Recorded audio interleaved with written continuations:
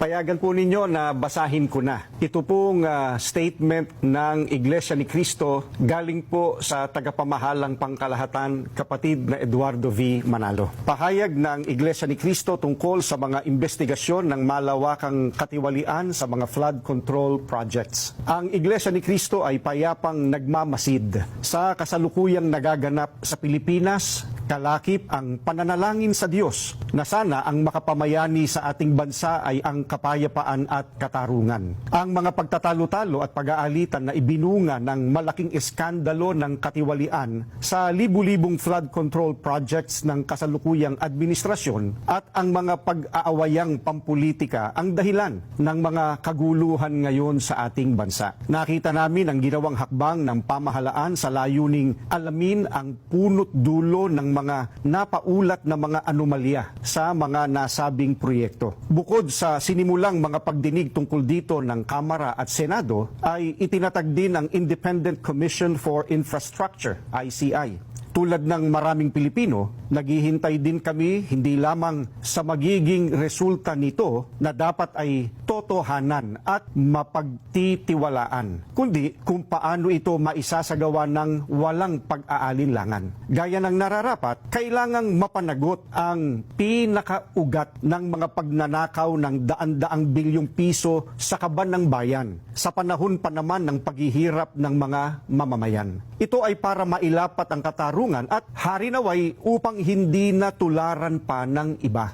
Subalit, hindi ito magagawa kung ititigil na ang investigasyon ng Senado, gaya ng napapabalitang gagawin ng liderato nito dahil sa hindi malinaw na dahilan. Gayun din, hindi rin makatutulong ang investigasyon ng ICI sa palihim nitong pag-iimbestiga.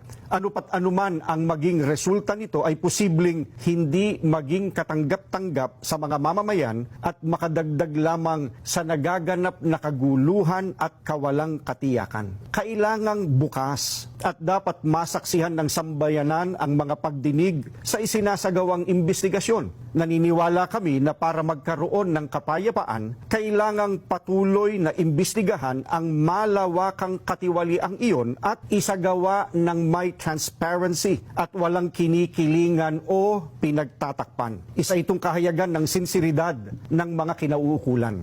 Nakalagda po ang kapatid na Eduardo V. Manalo, ang tagapamahalang pangkalahatan ng Iglesia ni Cristo.